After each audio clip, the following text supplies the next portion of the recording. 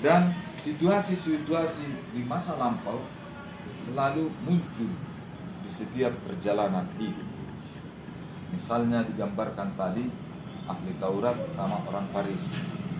Ahli Taurat itu kalau di tempat kita ini sebutlah itu para hakim yang menentukan benar tidaknya sesuatu perbuatan, benar tidaknya suatu perbuatan, dan menyatakan ini sudah benar atau tidak. Kalau kita ingat pernah Yesus menyembuhkan orang sakit, lalu Yesus menyuruh kemana? Tunjukkanlah dirimu kepada ahli Taurat, katanya. Mengapa? Di situ keputusan menyatakan sudah sembuh atau tidak, sudah bersih dirinya atau tidak. Di saat ini muncul juga ahli Taurat. Mengapa? Taurat itu adalah hukum kehidupan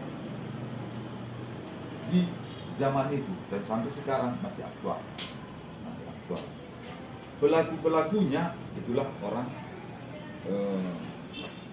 Farisi tadi sama ahli Taurat itu. Ahli Taurat itu kalau judikatif lah itu di sini ya, judikatif di negara kita ini. Mereka di sana posisi sebagai judikatif, penentu hukum. Jadi kalau kita tarik sekarang dalam kehidupan sekarang, masih aktual kan? Masih. Banyak orang membuat peraturan-peraturan, dituliskan, dikatakan, disosialisasikan, tetapi dia sendiri tidak melakukannya. Ini yang bertentangan dengan firman Tuhan.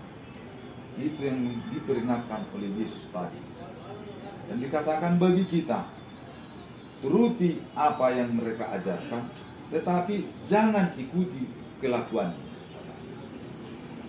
Kita dengan ini mau dikatakan bahwa pengajaran baik itu harus kita ikuti, harus diikuti. Pengajaran yang baik itu harus diikuti. Namun orang yang memberikan pengajaran baik itu ketika perlakuannya tidak bagus, perlakuannya tidak kita tiru. Itu disampaikan oleh Yesus. Itu disampaikan oleh Yesus.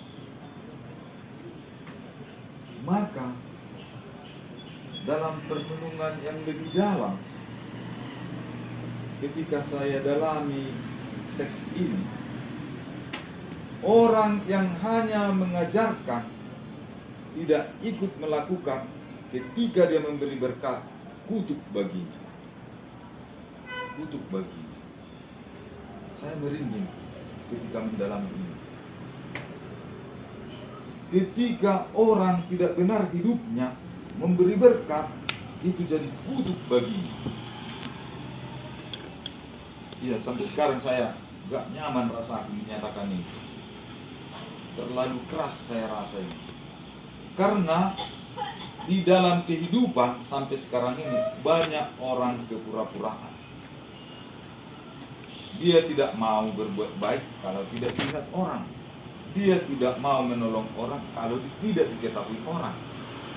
Sementara Yesus menyatakan, perbuatlah yang baik walaupun itu tidak diketahui orang. Kalau pernah kalian dengarkan renungan dari Martin Luther, kunang-kunang saja berarti kecil, itu kunang-kunang itu sangat kecil ketika semua gelap. Ketika semua gelap, lalu digambarkan begini: di suatu ruangan yang gelap, orang di dalam tidak tahu kemana pintunya. Kunang-kunang itu terbang pas di gagang pintu. Lalu orang mau menengok itu, dipegangnya kunang-kunang itu, ternyata di situ gagang pintu, sehingga mereka bisa keluar.